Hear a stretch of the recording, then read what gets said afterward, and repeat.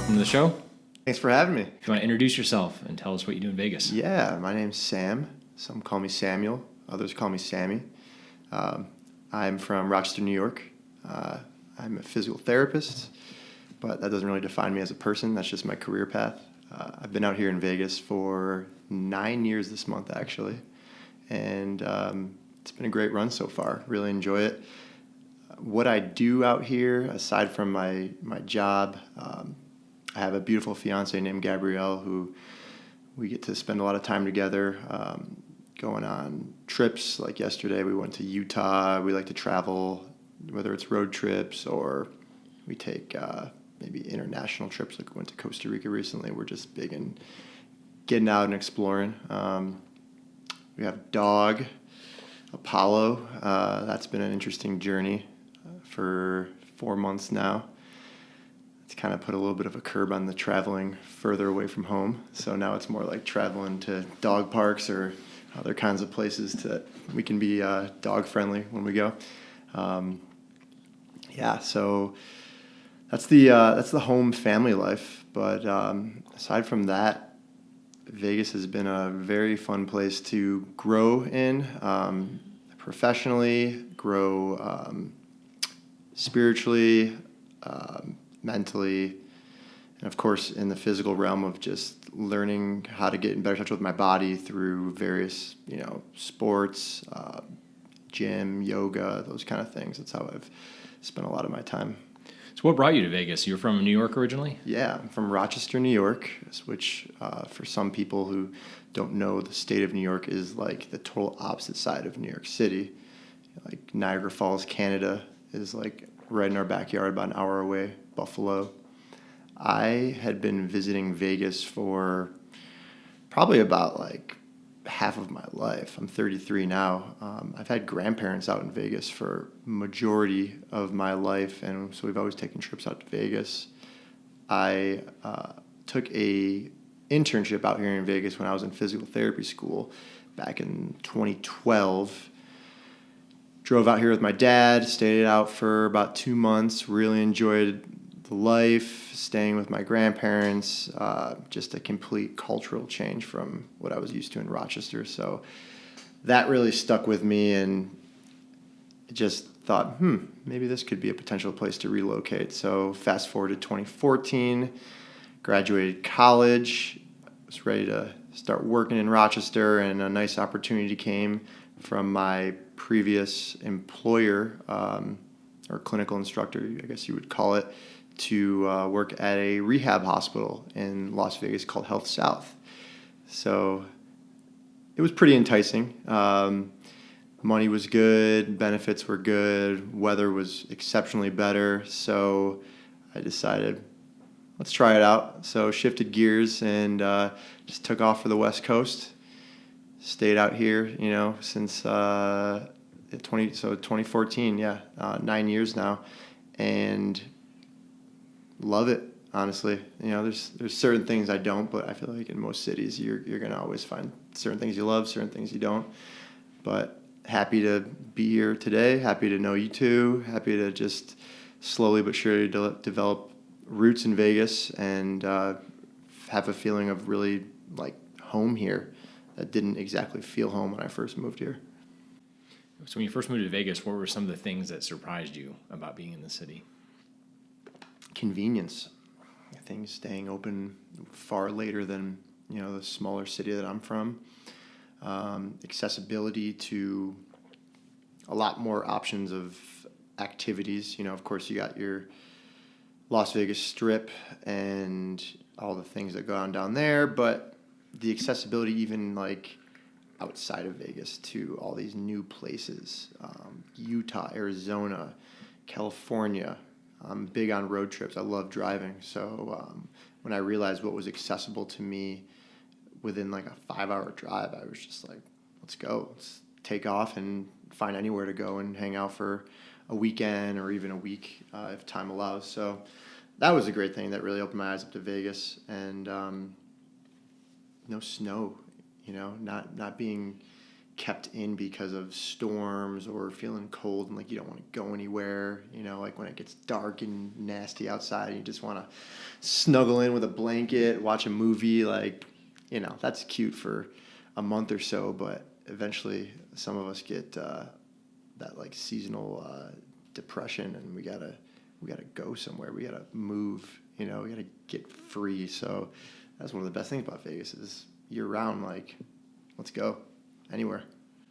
So you mentioned you did a road trip from New York all the way to Vegas. You've done that how many times? I've done cross country New York to Vegas three times. Oh, wow. Okay. So Yeah. tell me about that, because I feel like that is a huge amount of the United States that you covered in Yeah. that time. So Yeah. what's maybe your favorite route, or maybe things that have been really cool along those 3 road trips that you've done? For sure. First trip was more of a northern route. So my father and I, who we've done that twice together, we left Rochester, and first leg of the trip was actually to the Notre Dame campus, who I don't have any affiliation with aside from just enjoying, watching the team play. And we grew up watching the movie Rudy a lot. Huge movie in our house. So to see Notre Dame, to see the field was like really cool. So I stopped in Chicago in that little area, got some good pizza. Went to Iowa, Dyersville, Iowa, the Field of Dreams, if you remember that movie. Stopped at the Field of Dreams, played catch with my dad in proper fashion for baseball fans. Continued to South Dakota, Mount Rushmore, Rapid City. That was pretty cool, seeing Rushmore. Huge. Stopped at a Custer National Park where they got tons of buffaloes, beautiful scenery.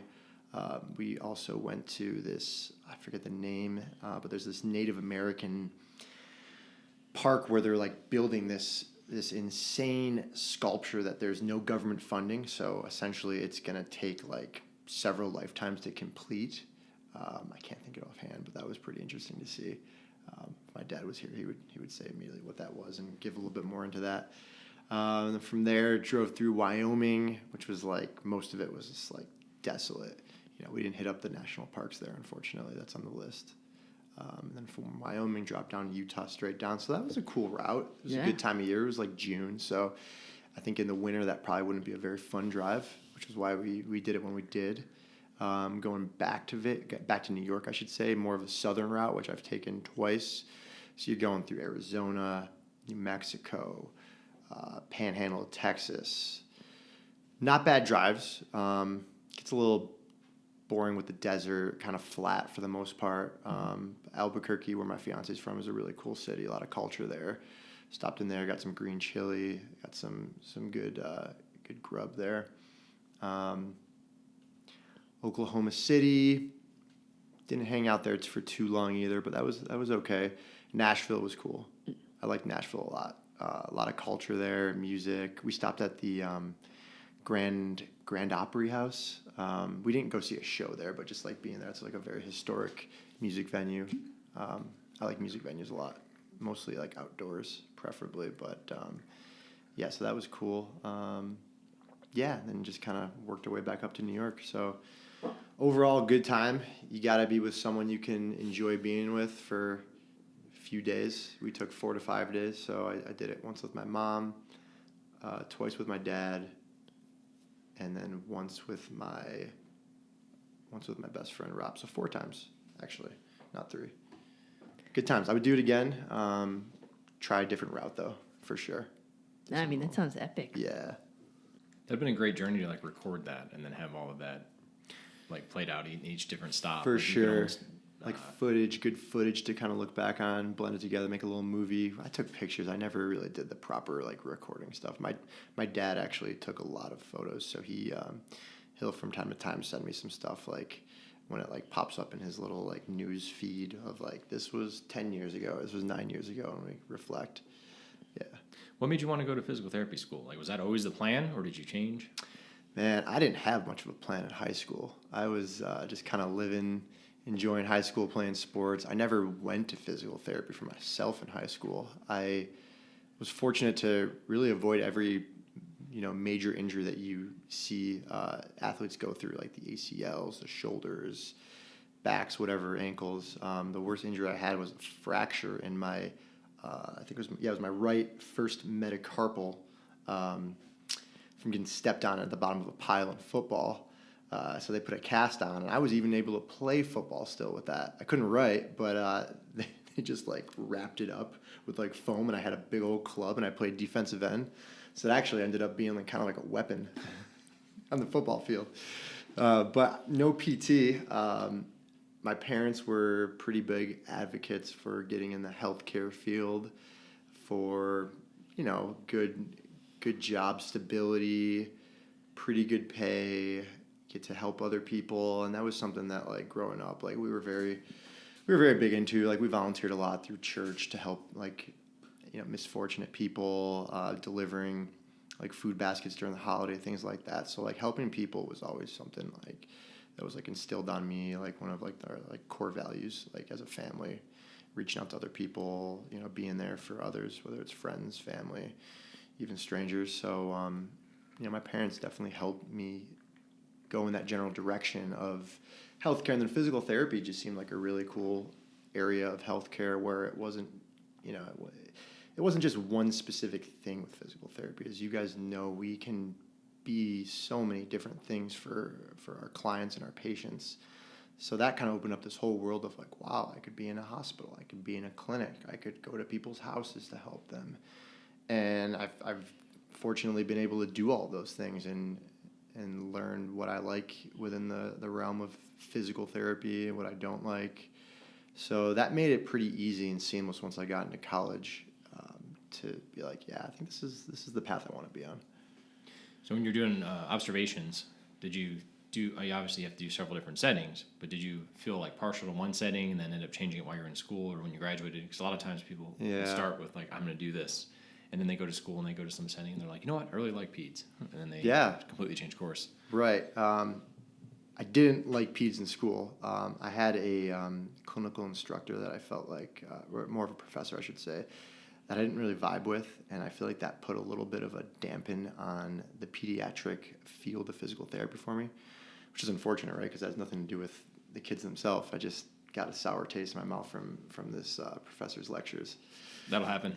Yeah, a few times. Yeah. So, I started with the outpatient, and I got super overworked in my clinical. Like it was just me and my clinical instructor, because I guess like the physical therapist assistant was out on maternity leave, so we were seeing like 3 patients on the hour, and the notes weren't great either. But it was just too much bouncing back and forth, and I felt like it was hard to connect with people. I was like, this isn't really for me if I'm going to be in this area of physical therapy. I like treating people in just like the bond I would build with these people, but 15 minutes of one-on-one time before you know it, you got to get this other person going, and you got to check on this other person over here who's got a hot pack on their back, and time just flies. So I wasn't feeling that. Next one was in a nursing home, which I did like. I like working with geriatric people. I think they're fun. They got lots of cool stories.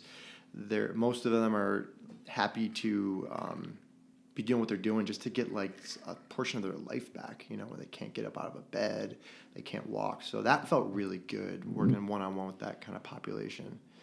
Home health was cool, weird at times because you're going into people's houses. You never know what you're going to see.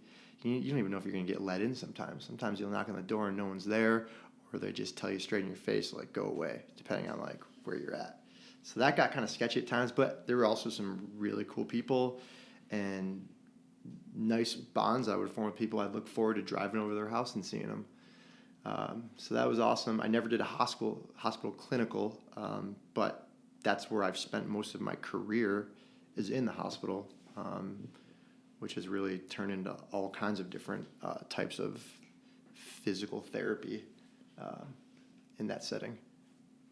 It's funny, too, when you have a job where you go to different people's homes to see how different people live, and then sometimes the outside of the house doesn't really match what's on the inside of the house. You're like, I didn't really realize that there's going to be 17 cats living here. Yeah, man. Or there's like, oh, you walk in, there's poop right there. Okay, cool.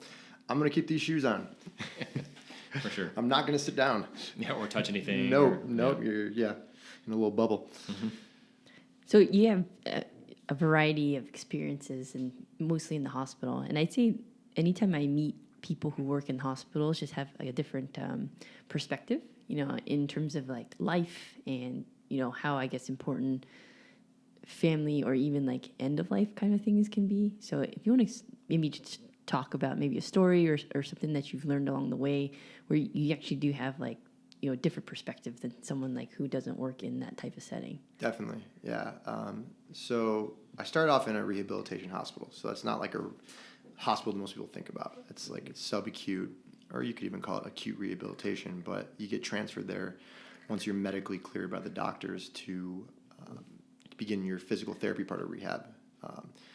So I did that for like 2 years, almost 3 years, and you get a lot of older people naturally. A lot of time you get a lot of, as we call them, frequent flyers, people who just can't stay out. They just keep falling. They don't have family. They're depressed. Some people just come because they literally need to be around people and they don't have that at home. So the social aspect of them being able to just go right back into rehab and hang out there for like a month or however long insurance will cover them to stay there is like big. You see that a lot during the holidays, which is super sad. Probably the most memorable experience is an older lady who's no longer with us. Her name was Barbara. And not going to mention any other parts of that due to HIPAA, but she allowed me to say her name to other people. So under that consent, so Barbara was a widow. Her husband passed away, no kids.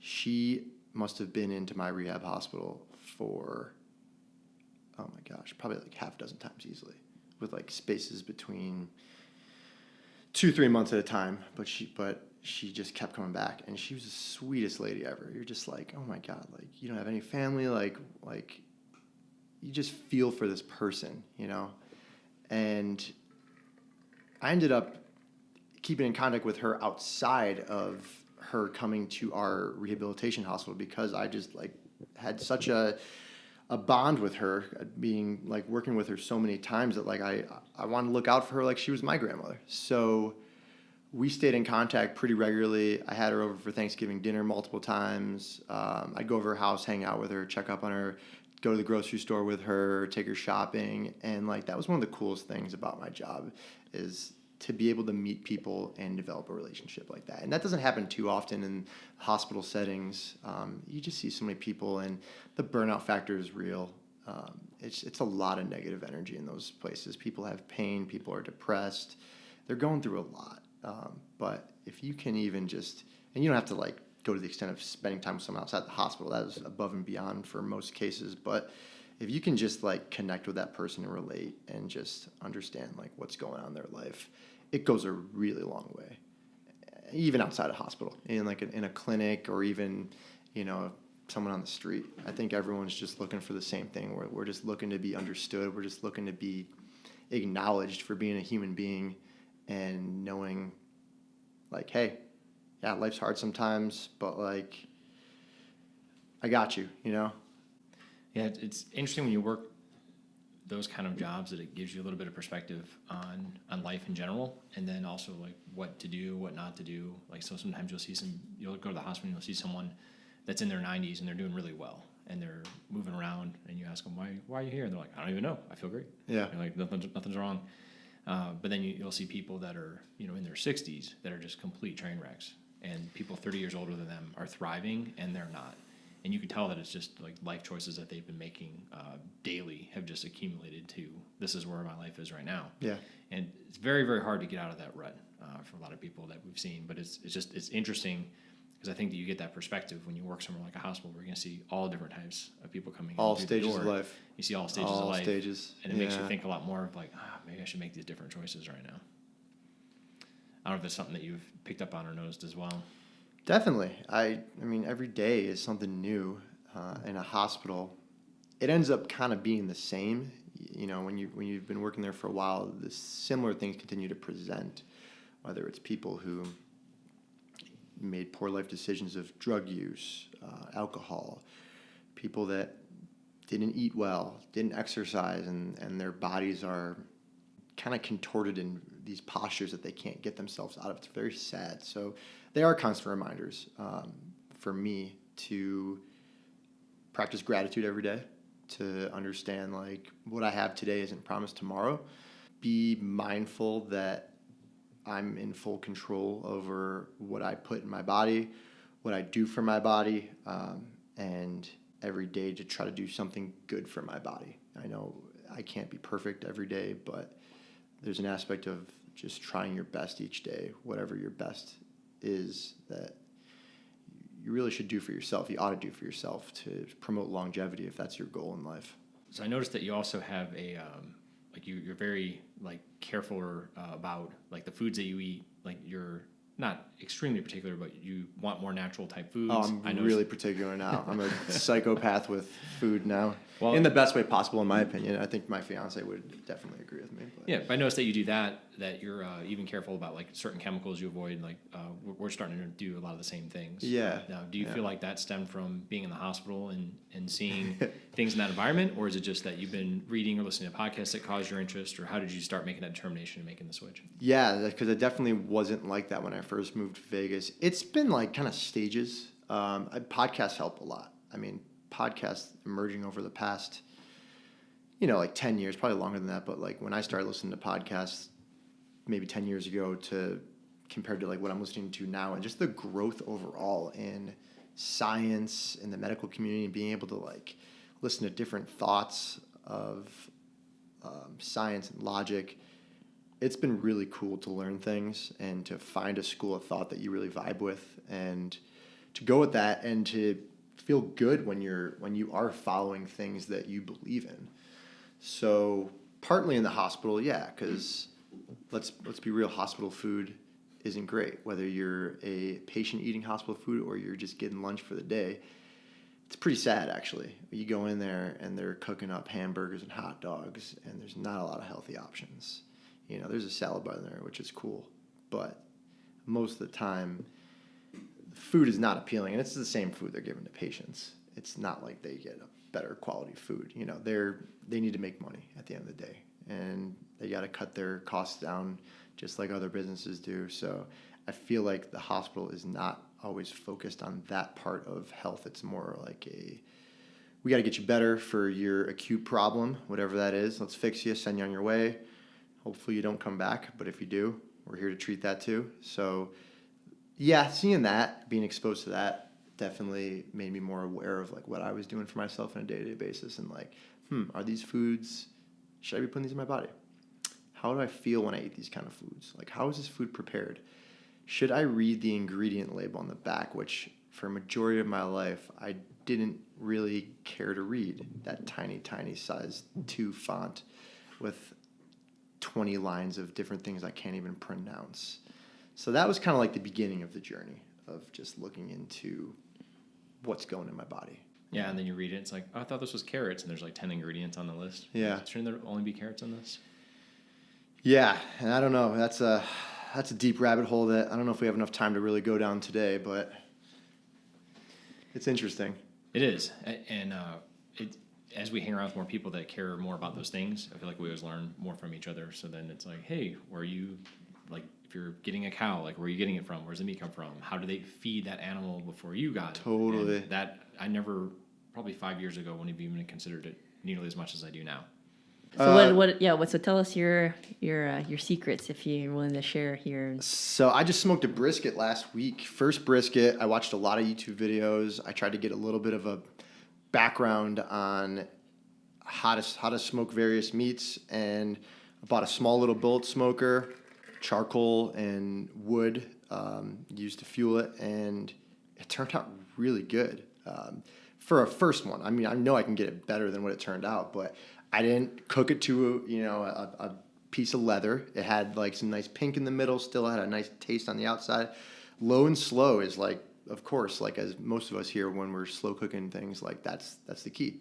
You just prolong that process, and then of course you got to keep a temperature consistent, which was actually challenging in the beginning. I had it way too hot, and then at one point it just dropped down and all the charcoals went out. So like having that consistency where you're constantly feeding it, you're not overpowering it, but you're just slowly but surely adding charcoals to keep that heat pretty consistent in like the 225 range is the goal, but you can usually go up like 25 degrees Fahrenheit above and below.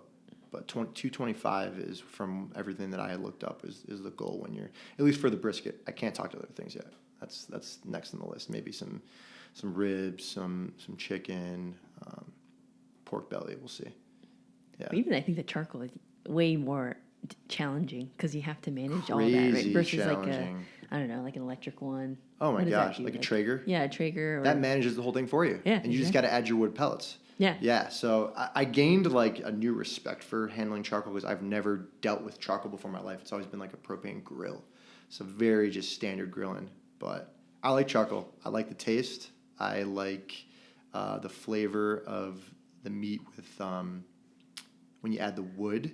I put like wood pellets in like a small little stainless steel tube that eventually will just start to catch fire because it's so hot in that little charcoal chamber. So then all of a sudden you see the smoke just billowing out of the smoker. And that's like when you're like, all right, we're in business now.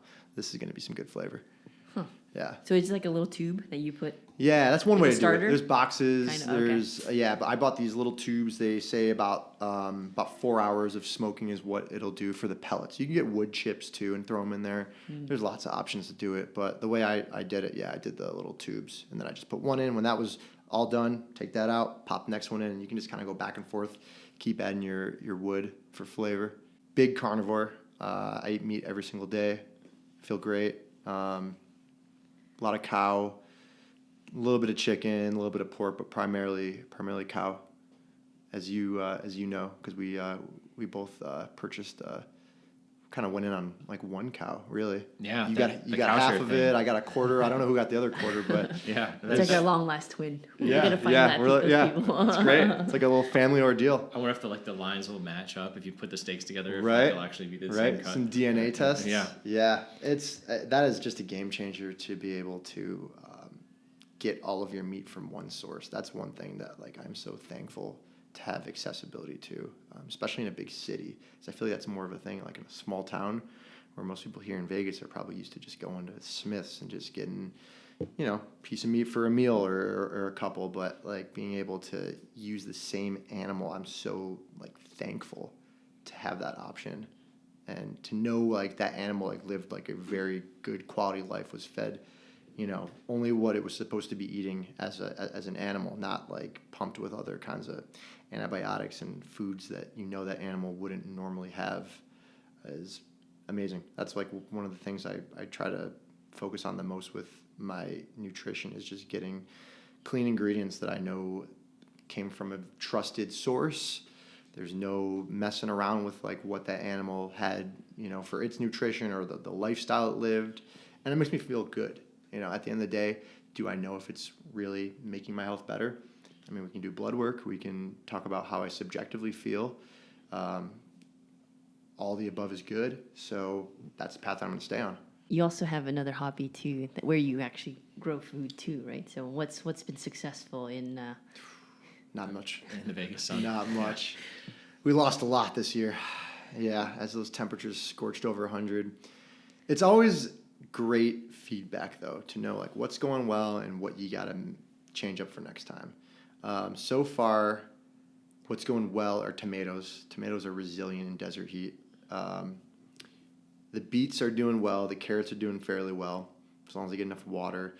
The peppers are just growing slow as molasses, just like last time. I got to switch up my technique for how those peppers are growing, because I don't even have any peppers yet. And we planted back in like early May. We lost the cabbage. We lost the bok choy. Bugs are an issue. They find everything. It's amazing because you're like, okay, I didn't really think I had a buggy yard. And before you know it, you've got these like things, these big holes in the leaves, and you're like, where did you even come from, man? So I just planted some onions that a coworker gave me, some spring onions that I'm hoping will thrive throughout the summer. But we'll see. I think I need a better shade source from the sun, like get like one of those like clothy covers, so it's not direct heat hitting on all the plants, because I don't think that most can tolerate that, unfortunately. Mm-hmm. But yeah, that's a work in progress for sure. I think it's cool about growing your own foods. And I think this can play into role into how other foods that we buy on a regular basis get cultivated. And we just don't always realize struggling sometimes. It's kind of like humans, like struggling a little bit actually makes for usually a better tasting wine, coffee, vegetable, Definitely. or whatever that is, right? So Labor of love going into it. and I that's something I learned in going on a wine tasting trip on a bachelorette party in Napa. Fun fact. But because you have different, this was in Napa, so they have different climates. And sometimes it'll rain, sometimes it'll be sunny, sometimes it'll be hot, sometimes it'll be cold. And the vines typically, the better they struggle, or the more that they struggle, the more that those vines grow. And I'd say that's probably a pretty good analogy to like life too. Like we can't just like have always something. It's always sunny and it's wonderful. It's like sometimes if we have some challenges or we struggle with something, that makes for a better fruit or a better thing. So like even though that those plants didn't survive, like the soil around it is still going to be something that will later become something like fruitful, if you will. Fruitful, Yeah, absolutely. I mean, stress causes growth, right? Like that's SPTs. That's our main gig. Physical stress, that is. Yeah. Not cortisol. Well, maybe, I don't know. But yeah, I think it's interesting how that really does seem to provoke, better foods or also people getting stronger. Pretty interesting. Now, when you move to Vegas, typically people will think, oh, this is going to be like a party all the time. At least we're out here a few times before that. But I remember when Erica told me, hey, this is one of the places we could potentially live. My first thought was like, I don't really want to live in a casino because everyone thinks you live in a casino when you're outside of this. Yeah. But after you move here, then you realize that there's a lot more things to do. Like we've always been surprised at what a big outdoors community that there is here. I never would have expected that moving in here. But what are some of the things that have surprised you as far as living in Vegas for the last 9 years, you said? 9 years, yeah. Definitely the outdoors community is huge, and it continues to grow even more as I discover new activities that I like to do and that my fiance likes to do. Like the rock climbing community is just enormous, and we're just dipping our toes into that right now, going more to like climbing gyms and getting into that. But the outdoor rock climbing community is just enormous here. It's like a mecca and like one of the top spots in the world, really, in Red Rock. Another area, huge snowboarding community because like 45 minutes from here is like a mountain that gets a lot of snow. Had a ton this year. I think that people were snowboarding in Lee Canyon until like May. Really? Like mid-May, yeah. Huh. Yeah. So that was cool to find out. I haven't really snowboarded much in my life, but Gabrielle does, so she got me into it. And that's been a fun new community, and people are super cool up there. And there's other places too pretty close by you can go to for that. Other communities. We go to a lot of shows. I've been kind of tapering that down lately, but a lot of concerts. Not always like the big name mainstream people, but it's funny because you'll go to some shows at like these smaller little venues like a Brooklyn Bowl, and you'll see the same people at all of these shows with fairly similar genres of music. So it's kind of cool to just see the same people be like, oh hey, you're here too. Or even down in like the Arts District, you got like First Friday, things like that. Like there's cool culture down there too. So what's something that you've learned that you wish you knew sooner? There's so many things I've learned that I wish I knew sooner. What really sticks out for me right now is awareness, going deeper into that, mental awareness, physical awareness, questioning why you do things, and really trying to figure out like the deeper meaning behind it instead of being so automatic in reactions in your everyday life, even like the autopilot, but like understanding like what's the drive behind that? Why am I choosing to drive just this way to work every single day? Am I doing it out of convenience? Am I doing it because my mind is wandering in a different place and it allows me to go on autopilot? Just being more conscious of life and everything around you. Physical awareness goes for in the gym. Instead of just doing exercise to move the weight from point A to point B, understanding awareness of different muscles that need to activate to properly lift that weight above your head, to properly bend over and pick things up. Like physical awareness of your body and space is so crucial to prevent injury and to really maximize that movement pattern, so you can get stronger, so you can prevent yourself from getting hurt. So I would say just awareness in general is huge in so many aspects of our life that a lot of people can kind of put off and just go through life just being very lackadaisical and not questioning why they do the things they do. It brings up a point I was thinking about. You know, we've been PTs for a while now, and I'd say lifting is also something I've been doing for a while as well. And you kind of feel like a beginner again sometimes. When you learn a new skill or you're learning something else, like you're like, man, I thought I had some good grasp on something, and then sometimes you just like feel like a beginner again. Definitely. And I think that's okay, right? That's part of like learning and like understanding like different perspective.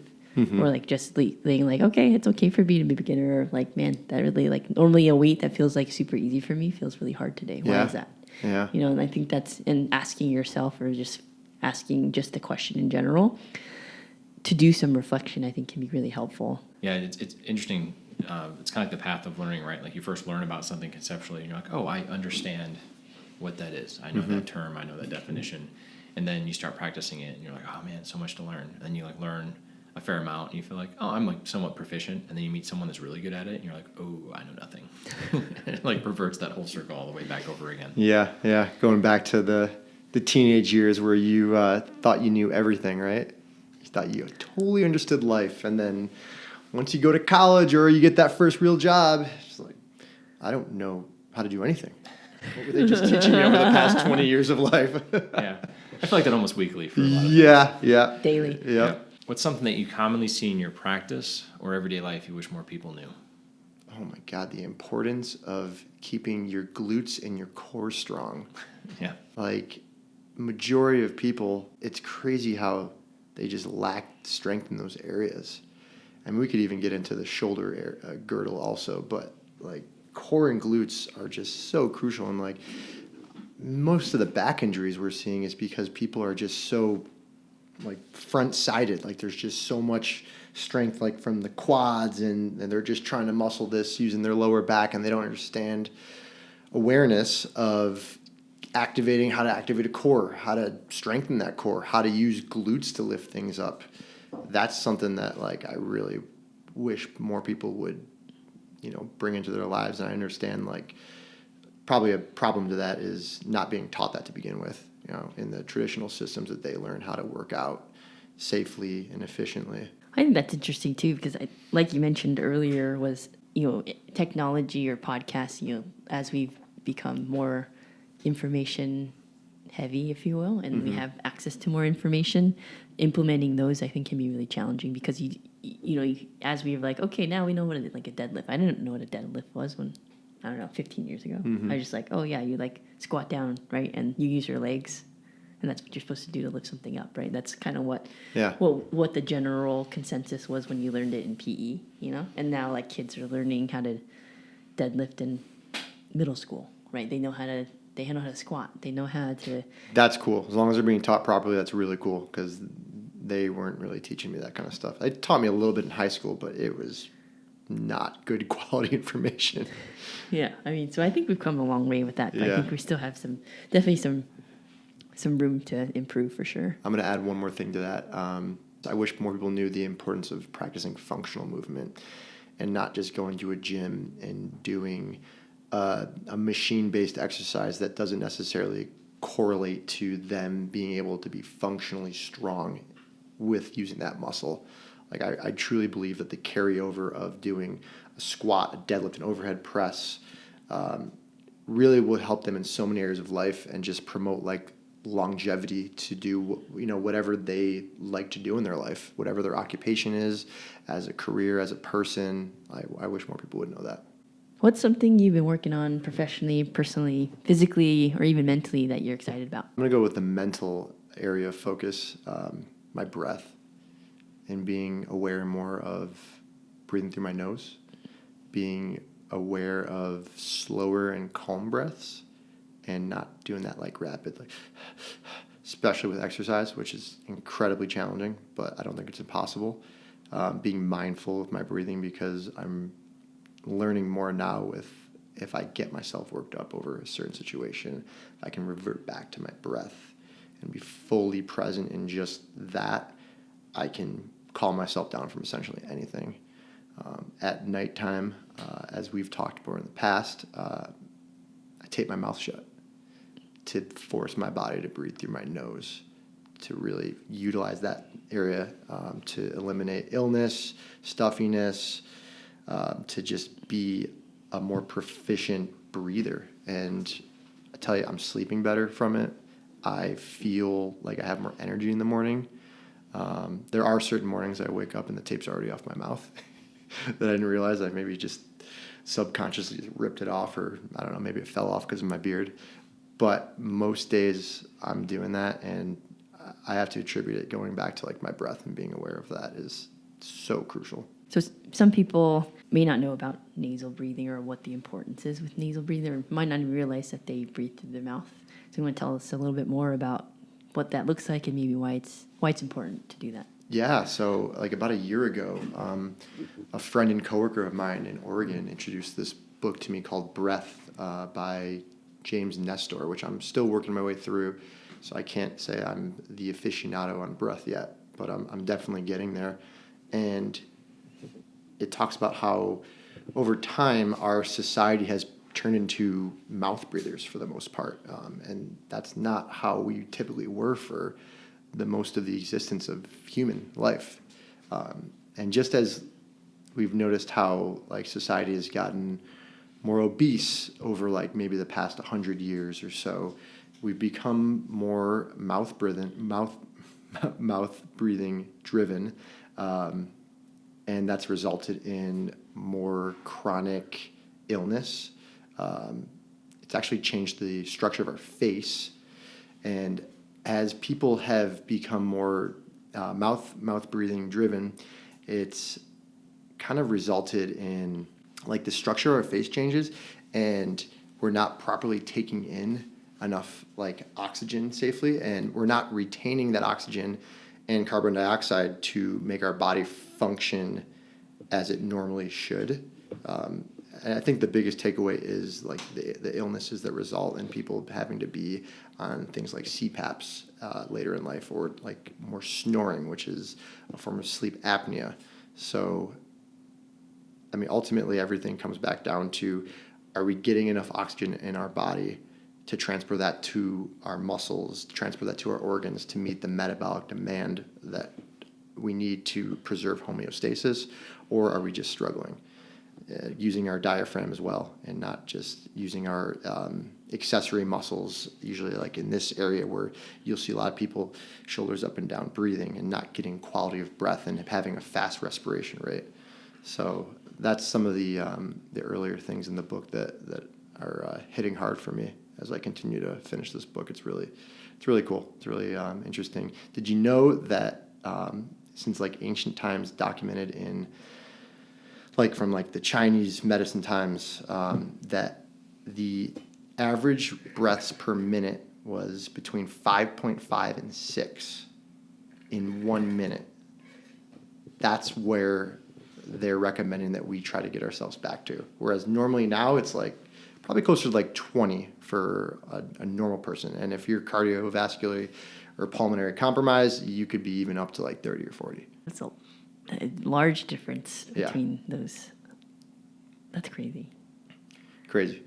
So just being aware of how you're breathing, or just speaking for myself, being aware of how I'm breathing on a day-to-day basis and catching myself maybe wanting to breathe through my mouth because it's easy, especially when I'm exercising, and increasing my heart rate and increasing the needs for oxygen has been something that I'm really focused on and excited on fixing. Well, we appreciate your time today. Appreciate you joining us on our show. Thank you for having me. Thank you for having me in this space. Appreciate you guys. Thanks, Sam.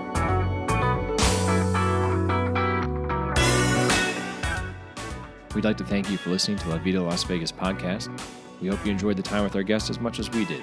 It would help us out so much if you could share, subscribe, or review our podcast, or any combination of the three. Thanks again, and remember to take care of yourself.